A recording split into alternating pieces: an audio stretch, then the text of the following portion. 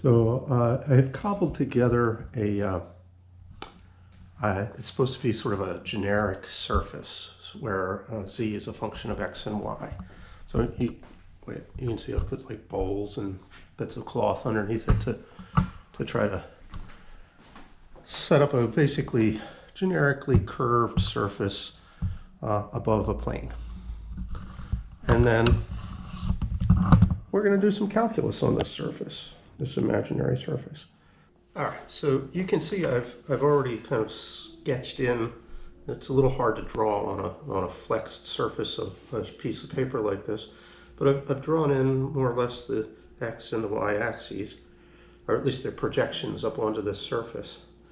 But what we want to think about now is you're at some particular point on the surface, so that's going to have x is a, y is b, and z is f of ab. Let me write that.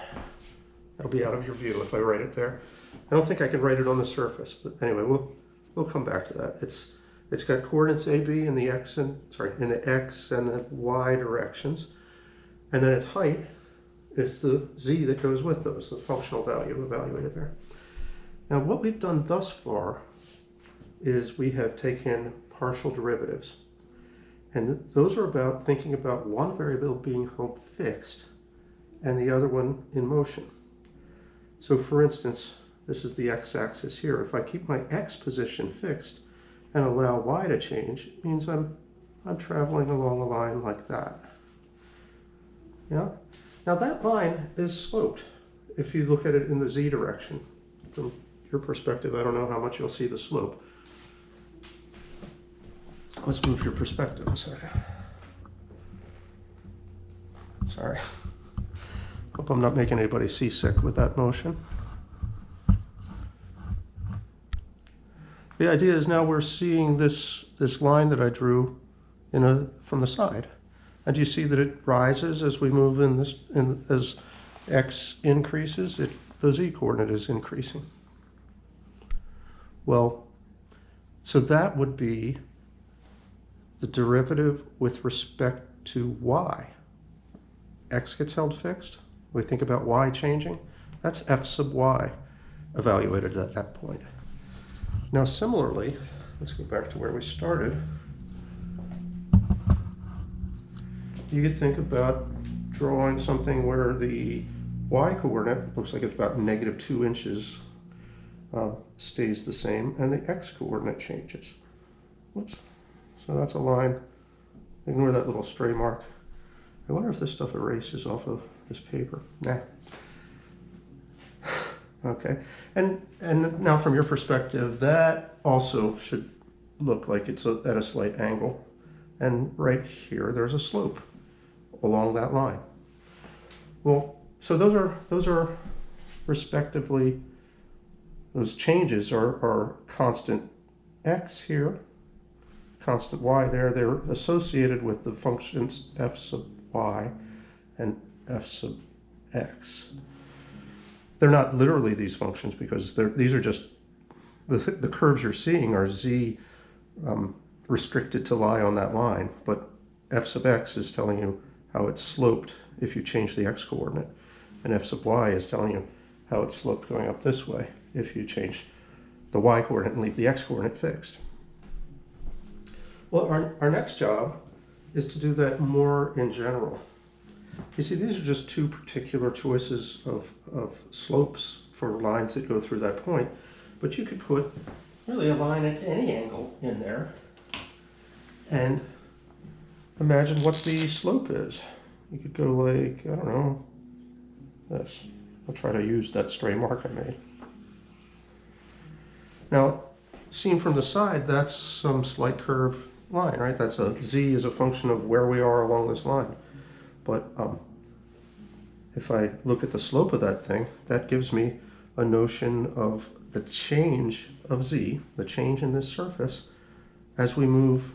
Well, it's no longer along a line of constant x or constant y, but along an arbitrary line. And I can put lines like that in all kinds of different directions. That one's probably got the most slope of any line. All right, so what we'd like to do now is be able to calculate what are these slopes along a particular line that passes through our point of interest. And what we're going to need is two elements, the direction of the line and the surface that we're in. And we'll actually make use of the chain rule here. Well, this is the setup we're talking about. I'm drawing this just happening in the XY plane. You'll need to think about the surface Z being defined above this plane. Well, in front of this plane from the current perspective, because this thing is oriented horizontally. But if you can just twist yourself around in space and imagine you're looking down on the XY plane, then the surface would lie closer to you above the plane. Anyway, Z equals f of xy is the function we're gonna investigate, and we want to figure out how it changes as we move along the line that goes through the point AB in the direction of u. That's a line, let's see, more or less like this. But I'm interested in figuring out how it's changed really at that point AB. And that's called the directional derivative.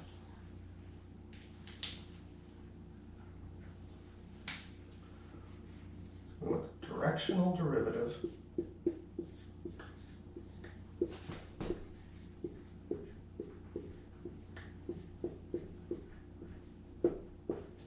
at the point AB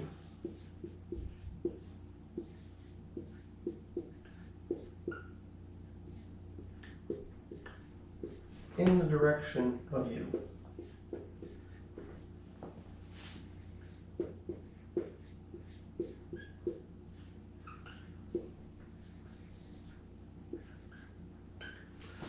So the way to accomplish this is, or to think about this, is to create a function from the point and the direction that travels along, and we want to parameterize it so that we travel along this line with respect to arc length. That is, our parameter for the thing will be arc length along that. It happens to be that for straight lines we can deal with the arc length problem. We know how to get that parameterization. And what is that? What's the method? Basically, u here would be the velocity vector along the curve. So make the velocity vector have unit length, and you'll be traveling at speed 1 along the curve. So that's just going to be proviso. We're going to say that guy is a unit vector. That's probably why I named it u, actually, just, subconsciously. So that, in fact, that's how we'll always do directional derivatives. The direction will be specified by a unit vector. All right, so, well, we've done this before. How do we create the parameterized line that at t equals 0 passes through AB and has the directions of u1? It's a position function, r of t, and its components look like this. A plus t times u1, and the other one is b plus t times u2.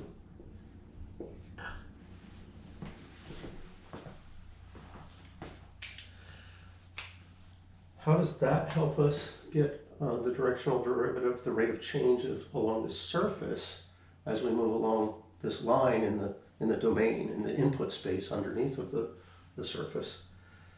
Well, it's a composition.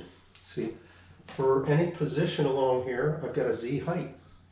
So I just take the position vector and feed it into z.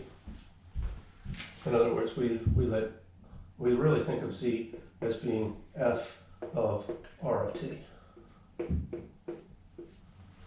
R of t being a vector with two inputs that can go in where the x and the y are. That's a composition. I guess I should show you the black box diagram for that too. A little more space. T goes in to R.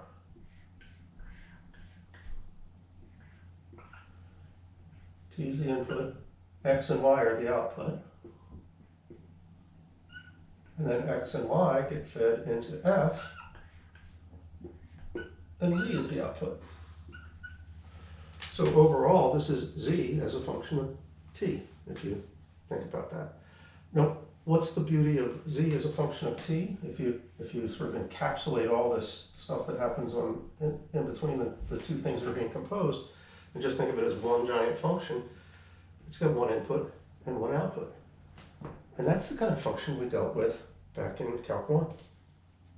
Right, so here's an example. I think it'll help us to just work through how this looks if we run an example with it. The function I'm using is just the sum of the squares of the variables, and I'm going to evaluate the directional derivative at the point 1, 2. And the direction is going to be given by that. Do you recognize that as a unit vector? That's the cosine and the sine of 60 degrees, or pi over 3. Yeah. So that, since we've remembered a lot of unit vectors probably from our trigonometry experience, that's just a random one I threw in there. Okay, so what does this look like? If we graphed it in the xy plane, we're 1 over 2 up, that's our point, and we're going at a 1/2 root 3, we're going at a 60-degree angle, so something like that. I don't think that'll quite go through the origin. But that's the line which we're moving along, and then of course you have to imagine the z height is changing as we go along there, so we may be at some angle in the vertical direction as we pass through that point. In fact, I know we will, because I know what the graph of this looks like. Do you guys, can you visualize what that is? If you remember polar coordinates, this is how you get r. It's actually r squared, because you need the square root of that to get r. So we're looking at z equals r squared, if you were think about it in polar form. And that means the z coordinate, it's a bowl, it's a parabol. It's an elliptic paraboloid. Actually, it's a circular paraboloid. So it would be a bowl that's coming out towards us with parabolic cross-section. So at that point, yeah, I certainly would expect some sort of angle. In fact, a relatively large one, I think, by the time we get to there. Yeah. All right, so let's set up the pieces. The parameterization for the line, r of t, is going to be the x coordinate is 1 plus t times a half. 1 plus t times the x coordinate of the unit vector, and the y coordinate is 2 plus t times the y coordinate of the unit vector.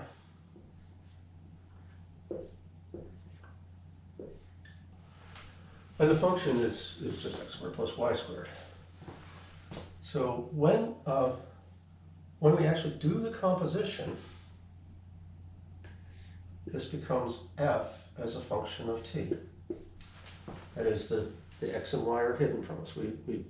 They're the outputs of r, and then we feed those outputs into f.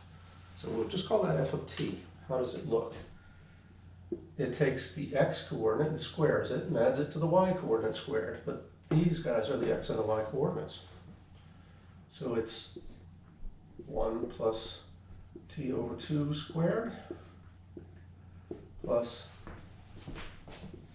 2 plus, let's just to keep it the same, 2 times root 3 over 2, t times root 3 over 2 squared.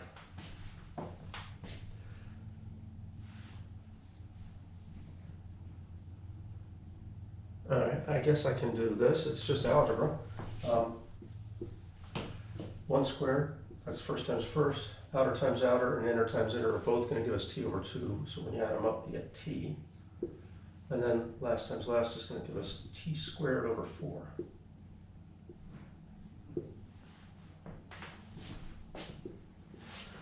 When we FOIL roll that one out, we'll get 4 plus, well, that's kind of nice, 2, and the 2, you just end up with root 3 times t for the outer times outer, and also for the inner times inner. So it's t times 2 root 3. And last times last is t squared 3 over 4. Just made it to the edge of the board. Now we can combine some like terms here. That term has a t in it. Oh, that's a constant. That matches with this constant. And we've got two that are quadratic that involve t squared. So this simplifies to 5. It's 4 to 1. T times 1 plus 2 root 3.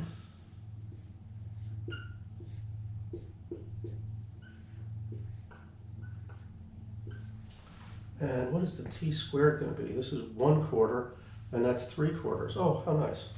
That's just by accident. I didn't plan that. But t squared.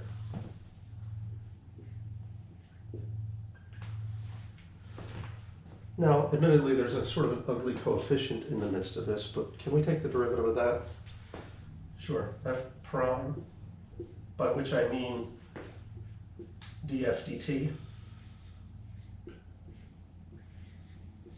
or dz dt if you prefer to think of z as the output variable. Yeah, sure, the constant goes away, 5's gone. T times this just leaves us that. So we have 1 plus 2 root 3. A constant, and then the t squared becomes a 2t. Now that's a slope of the z coordinate of our point on the surface as t changes. And what value for t corresponds to our being at this point of interest? We're supposed to be at 1, 2. What value of t in here gives us a and b as we wish? 1 and 2. And you can see it from the form here. If the t's were 0, those ugly bits would go away and we'd have 1, 2. So we want to evaluate that at 0.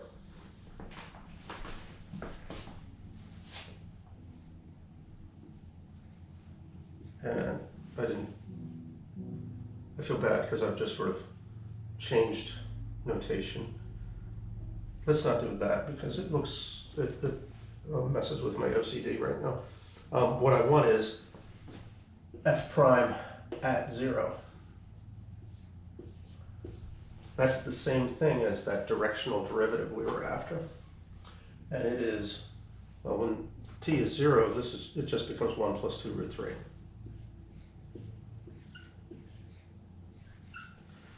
So we need some notation for this thing that we've just calculated. Let me introduce that now.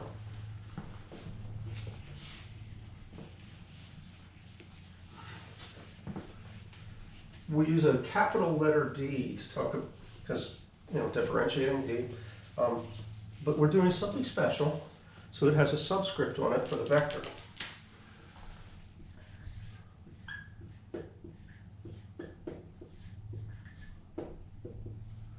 You write d subscript u of f of xy. And if you want to evaluate that at a particular point, you'll have x and y equal say a and b separately. And so that's read this way: the directional derivative in the u direction of the function f of xy. Usually you use a vertical bar to talk about where you evaluate, if you need to. Sometimes you want to do it in general, leaving it just as a function of x and y. Well, conceptually, that's pretty easy. You think about creating the line that goes through a point. You create a new function that's really just a copy of the old, but restricted to that line. And then you do calc 1 on it. But it was a process, and it was maybe a little long and involved. And there's something cool that happens that allows us to evaluate this kind of thing without going through all of that. So to get at that something cool, I have to introduce a new term. Really, it's just a thing we've seen before turned into a vector. And it's called the gradient vector. Now, the gradient vector is denoted by putting an upside-down triangle in front of the function. But this is a vector, so at least on the blackboard, I'm going to put the vector hat over it. if you're looking in the book, they'll probably just boldface this to make it clear that you're a vector. What is it? Well, it's a vector that's composed of the partial derivatives.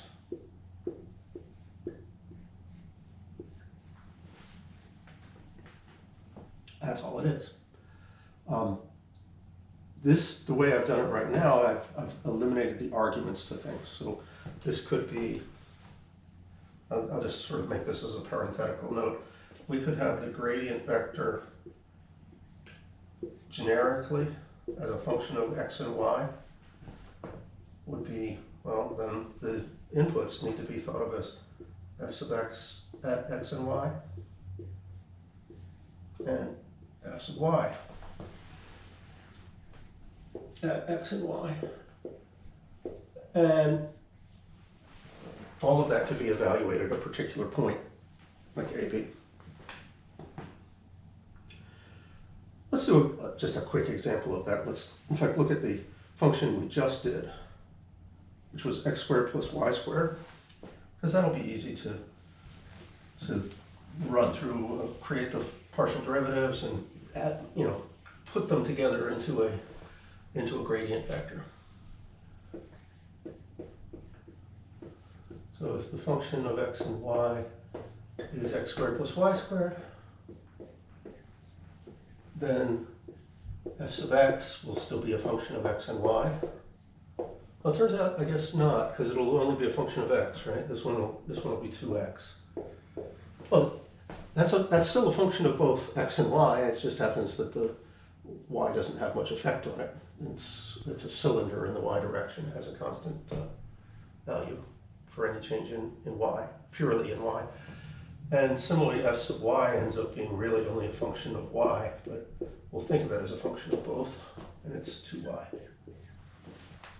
So the gradient vector in this case is just this vector. It's got 2x in the x coordinate, and it's got 2y in the y coordinate. That seems a little too easy. So let me give you a second example, and we'll write down another gradient vector. How about if f of xy was x squared plus 2xy plus y squared? Then I'm going to stop writing the arguments. We'll just write out what is f sub x, and you'll see visually that it's a function of two input variables.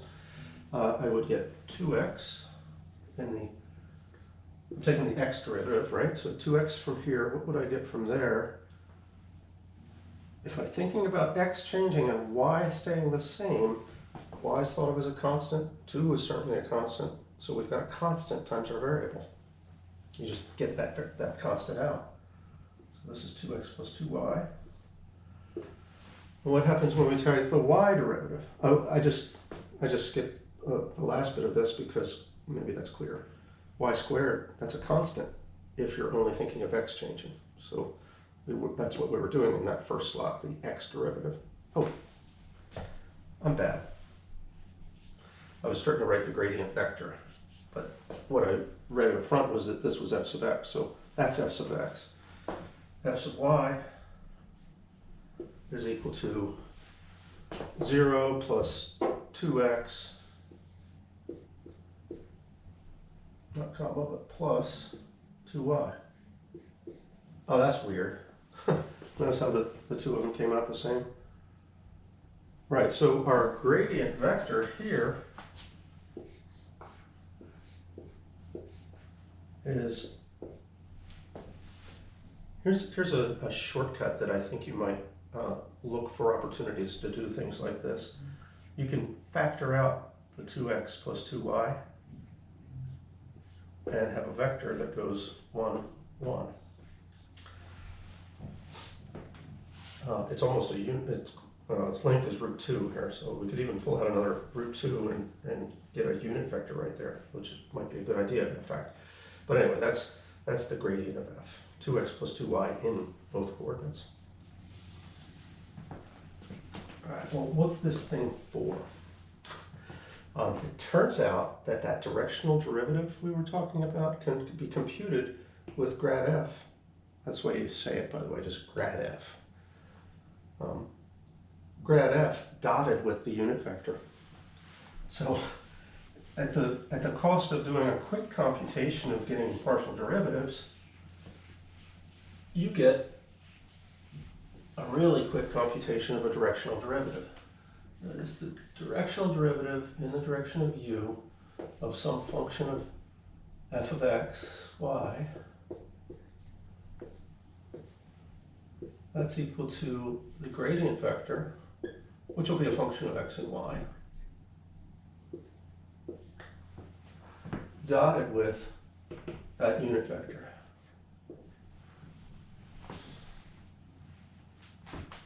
It's just a linear combination. Well, let's say what this looks like if you work it out in terms of the partial derivatives.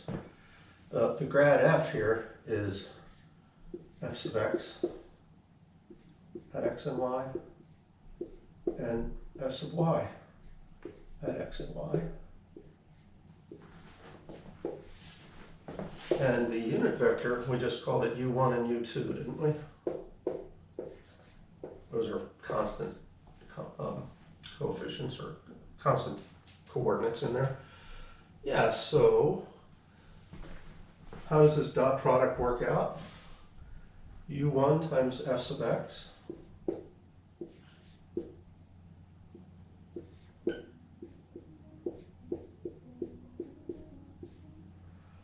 plus u2 times f sub y. Now I have, yeah, I don't know if the, do you notice that I took the constant and put it in front of the function? That's just kind of a standard thing to do. We prefer to see our coefficients not in front, but I could have left them in the position they were, f sub x times u1. It's just conventional. Let's do this version of things in the example we did a second ago, well, a few minutes ago. So in the example, the function was x squared plus y squared.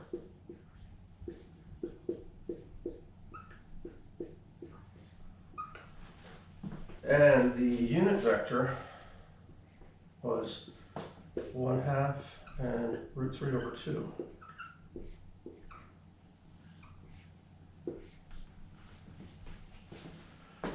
So the gradient vector for this function, grad f, again I'm going to suppress the arguments now, was 2x, 2y.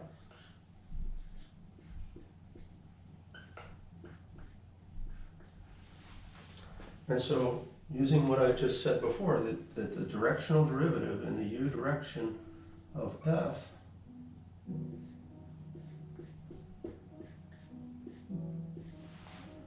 it's going to be that gradient dotted with that unit vector.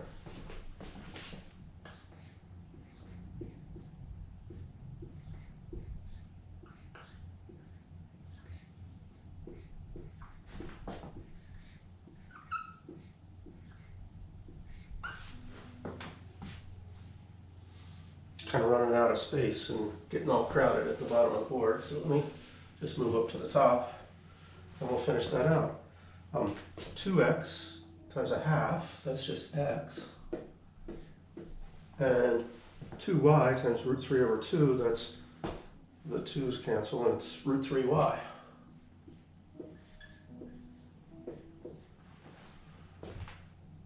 And if I want to evaluate that at a point, the derivative in the u direction of f of xy,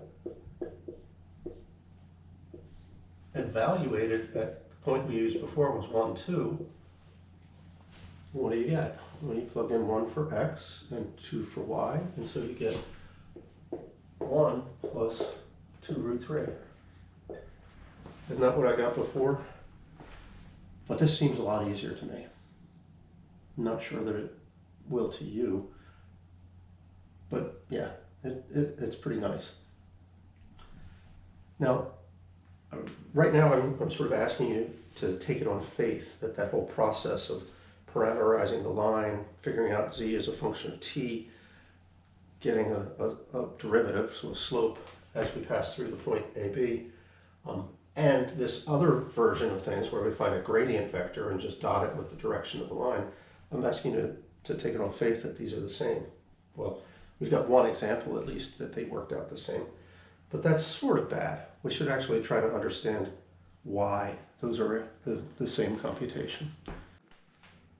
The generic thing we're trying to do is figure out why this directional derivative in the direction of vector u of our function f of xy is the same thing as the gradient of f dotted with u. That's the question mark. It is, but why?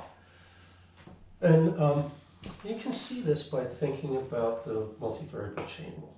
So again, what's the setup? The t variable goes into a position function. That's a linear function. And out comes x and y.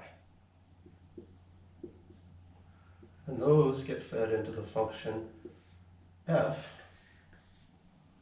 and give us a single output z. So when we want to look overall at this composition, we're getting dz dt, of course. Well, let me make the dependency diagram as they do in the book. The z variable depends on x and y, and each of x and y depend on t.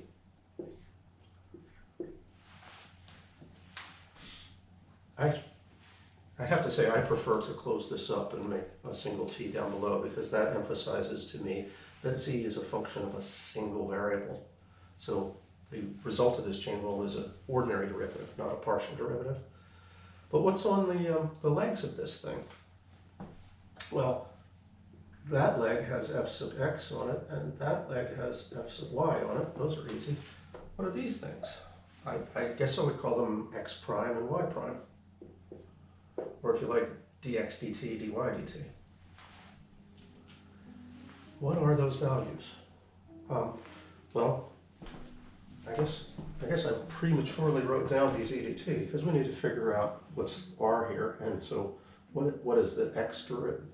Yeah, what is x's derivative with respect to t, and what is y's derivative with respect to t? What was r again? It's a linear function that had a coordinate. You know, I guess all of this stuff should be evaluated at a point A, B to make the notation work out nicer.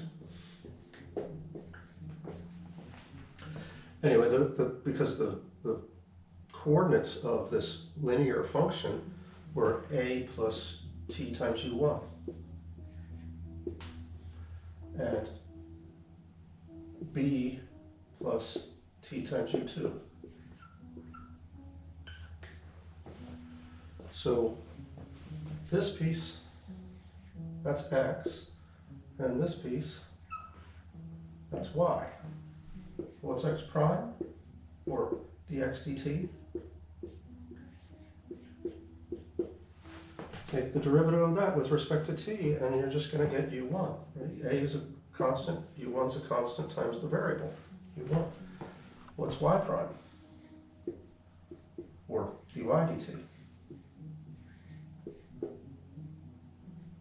It's u2. We don't need to worry about where we're evaluating at because that's just true generally. If we have a constant plus a constant times the variable, we just get a constant for the derivative. Right? So again, x prime is u1, y prime is u2. Now what does the multivariable chain rule tell us about how we work up the derivative of this composition? dz dt is going to be, you multiply going along the legs and then you add up those results. So you'll have f sub x times u1 plus f sub y times u2.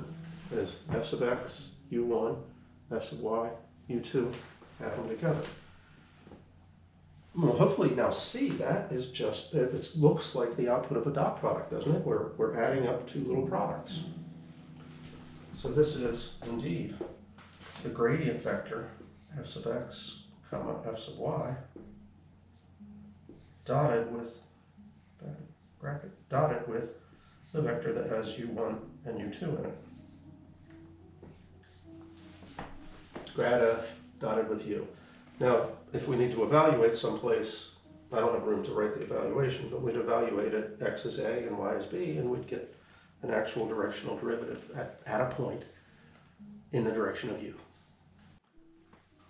So we want to investigate this gradient vector thing a little bit more.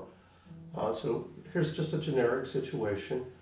I've got a point A, B, I've got some function, and I compute its gradient vector and evaluate it at the point A, B, and I get this guy. Let me ask, here's a unit vector u, which I could just put on here at AB. What direction should u go if I'm trying to get the biggest change? That is, I'm trying to create the largest value for grad f dot u. Remember, the thing we've just discovered is the derivative in the u direction of f at AB is grad f at AB dotted with u. Yeah? So how do I make that dot product as big as possible? Hopefully that's pretty clear. You should spin u around until it points in exactly the same direction as the gradient vector.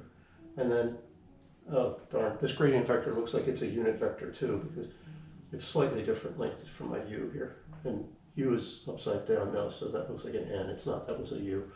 Anyway, these would generally be different lengths. The gradient vector might be very long, it might be very tiny, but u will be length 1. But nevertheless, if I'm going to try to get the most out of a dot product, I point the vectors so they're parallel to each other. So that gives you an interesting interpretation of what the gradient means. Grad f, it's the direction that the function increases most rapidly.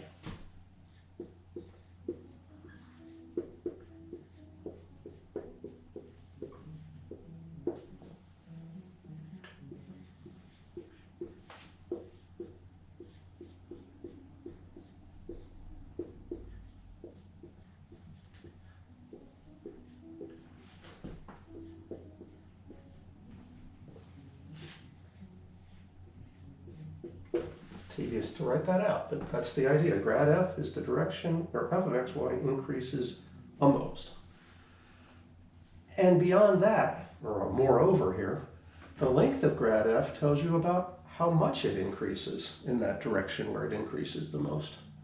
So if grad f is tiny, that means the function doesn't increase very much. And when grad f is large, it means, yeah, you're going steeply uphill. I'm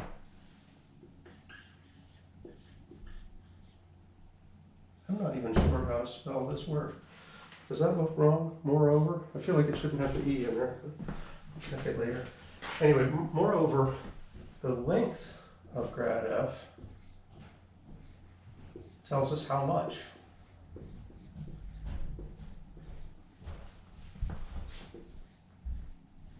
Which I think I can say that makes sense to you right now. I'm being kind of cavalier with the wording, but grad f tells you the direction where you increase the most, and the length of grad f tells you how much you'll change if you move in that direction.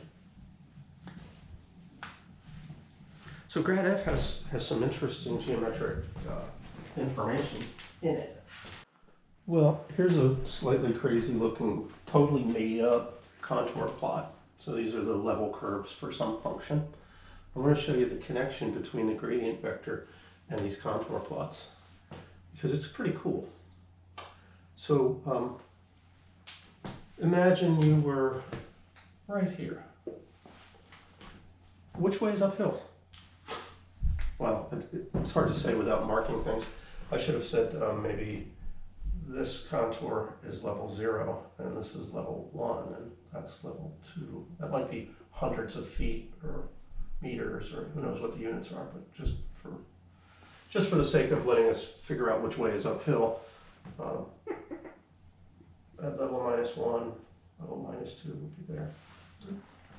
So I think I've ended up labeling all of them. This, over here we might have a chunk that's separated.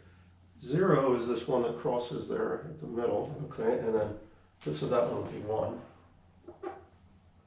And that tiny one there is 2. That's interesting. It looks like a C2 now. Wait a minute. The circle is level 2. So this is a taller peak than that one. We've got 2 nearby peaks. And if I'm at that location, which way is uphill is, towards the peak. That would be a gradient vector. Wait, I want to do that in a different color. How about green for gradient? Get a point like that. I don't think it would be particularly large. That looks like a fairly gradual ascent towards the peak there. Where would you be if you were having to do a bit of climbing? It was actually a steep walk to the top of this peak. Well, then you'd be over here. And now the gradient vector would point towards the peak, but it would actually be rather large, a lot bigger than it was here. And there's an interesting relationship between how the contour lines are spaced and how long the gradient vectors are. It's an inverse relationship. Wide apart contour lines means very small gradient vectors. Close together contour lines means very big vectors.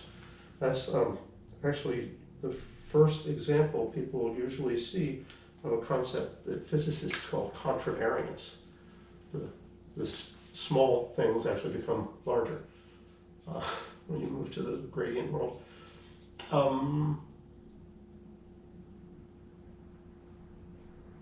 So what things can we deduce from all this?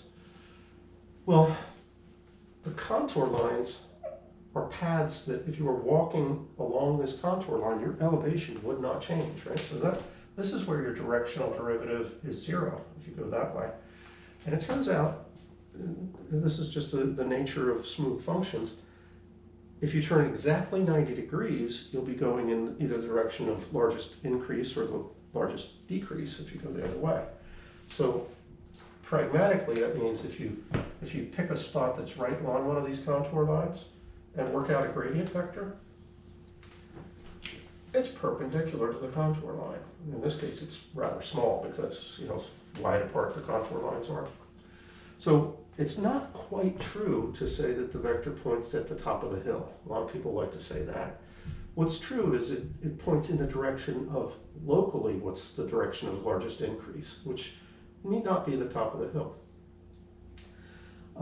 If you ever get the chance to look at a contour map of the real surface of the Earth, you'll notice something interesting about spring-fed streams. So I think I should do this in blue, because it should remind us of water.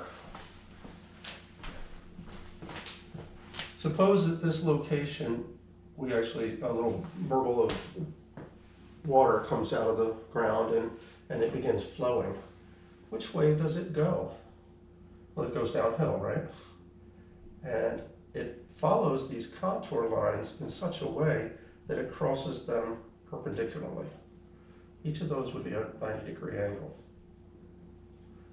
And that's something you can literally see on contour maps. When they show a stream, it actually crosses the contour lines perpendicularly. Now, admittedly, in the real world, if you have a stream like this that constantly flows, or it flows on a seasonal basis, it also erodes the land. So you get a funny effect that goes like this. Often the wrong color again. Often the contours get changed by the stream so that there we go, they'll look like that. But they will still cross the stream and the contours will cross each other at 90 degrees.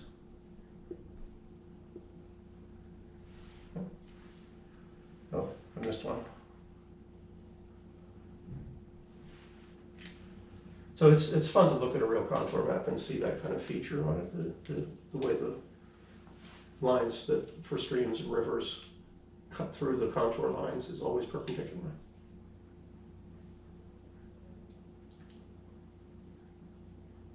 Not necessarily aimed at the peak of the thing, but aimed at the, the line is aimed at the direction of, in the case of a stream, the most rapid decrease in the height of the function. So it's actually the negative of the gradient vector.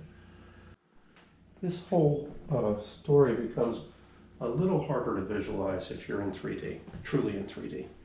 So suppose we have a function where, I don't know, Q is a function of X, Y, and Z.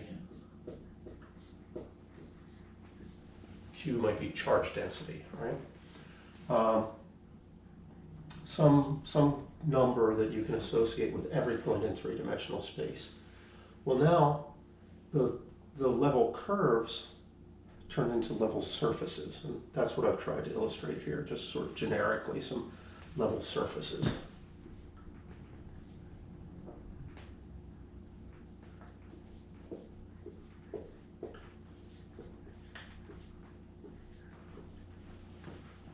And so, I know it's on the flat, but you can imagine that's a surface embedded in three-dimensional space. Where's the gradient vector here? Well, again, it points in the direction of most rapid increase, and its length tells you how much that increase is. See here where the surface and the -1 surface and the 0 surface are rather far apart?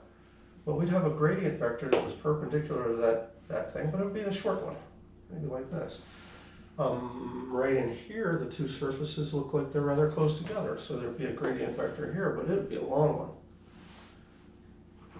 The point is, grad f is perpendicular to the level surfaces.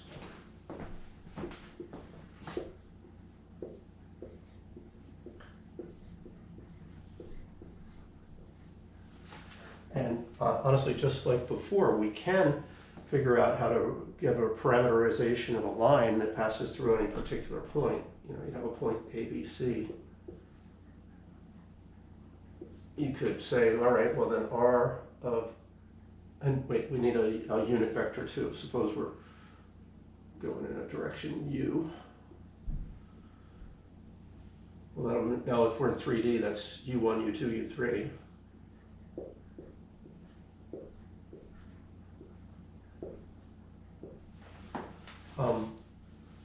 Then out of these two ingredients, we build a parameterization for a straight line that goes through this point when t is 0 and goes in the direction of that guy. And again, that'll be a unit vector, so we're traveling at unit speed. I'm going to have to break the line to do it though. It'll be A plus U1t, B plus U2t. Sorry, I have to break the line again. Sorry about that. C plus U3t.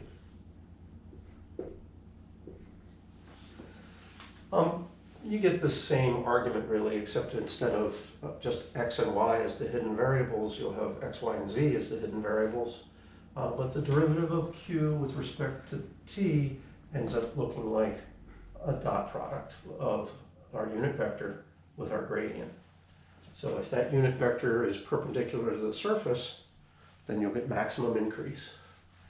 If the unit vector is in the surface, then you'll get 0 increase. And if your unit vector points the opposite direction from the gradient, you'll get maximum decrease. Let's close out today by just looking at an example with a real function of 3 variables. So x squared plus y squared over 4 plus z squared over 9. The point of interest will be 1, 2, 3. And the direction of increase just in the y direction, in 0, 1, 0. That's the j unit vector. I'm calling it u because that's what we were doing before. Well, first off, you might think about what level surface are we on at this point? If we're at 1, 2, 3, plugging in 1, 2, and 3 into that, you get 1 plus 1 plus also 1. So we're on the level surface, K, where f of x, y, z equals 3.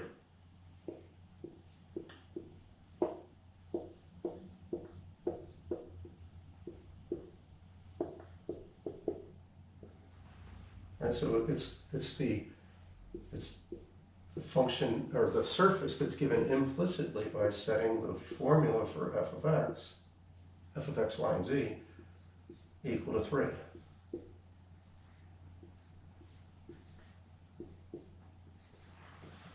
Do we know what shape that is? Yeah, it's an ellipsoid. It's radius, it's semi-radius, and the x direction is 1. That's not the right word. Well, anyway, it's oblong, right? It's length 1 in the x direction, length 2 in the y direction, and length 3 in the z direction. So it's some sort of a bally, rounded thing, but not in the same amount in each direction. So like a rugby ball, except not, because those are circular in one direction. There's probably loaves of bread that look roughly like this. Try and make it. They're doing a terrible job of sketching that, but you get the idea. It's round, just flat and changed in different ways. So, an ellipsoid.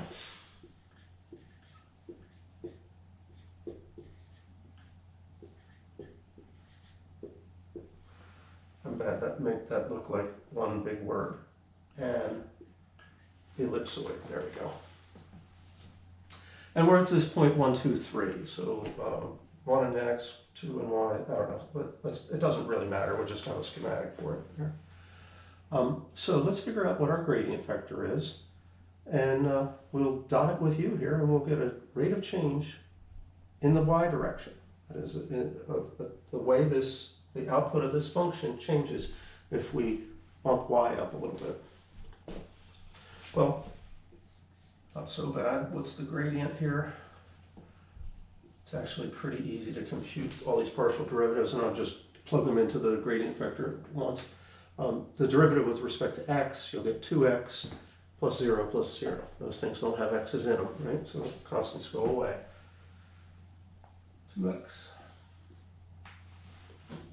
The y derivative, it'll be 0 plus 2y over 4. So that's y over 2. And the z derivative, 0 plus 0 plus 2z over 9. I don't see any way to simplify that.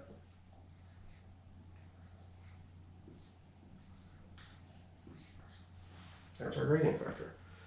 If I dot that gradient vector with our, oh, maybe we should evaluate it at the point too. If A, B, and C are 1, 2, and 3, what do we get? Let's just do that off on the side. Grad f at, well, might as well fill in the values there. 1, 2, and 3. That's equal to, okay, it's going to have a 2 in the x coordinate, 2 in for y, oh, that becomes a 1 in the y coordinate, and 3 in for z, 6 over 9, that's 2/3 in the z direction. Now I know that that vector is actually going to point perpendicular to the surface. Right? Perpendicular it's a normal vector actually to the surface. If you had a plane that was tangent to that surface right there, that vector would be plumb square to that plane. Okay, so what's our derivative if we dot this guy with this guy? That's the directional derivative in the direction of u of f evaluated at 1, 2, 3. Oh, it's equal to 1. So what does that mean? If you move 1 foot in the y direction from that point, your whatever the meaning of fx, y, z is going to increase by 1 unit.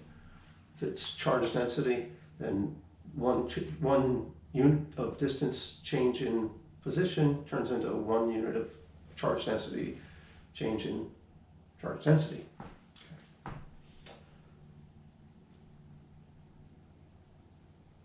Well, you know what? We have a check on all this, but it's maybe also almost too easy.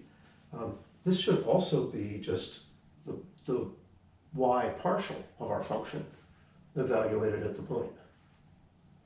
So what was the y partial? It's actually sitting here in the gradient vector. y over 2. That's the whole content of it. If you evaluate that at 1, 2, 3, you don't really need the 1 and the 3. It's just because it only involves y, right? You get 2 over 2. Go on. Same as this.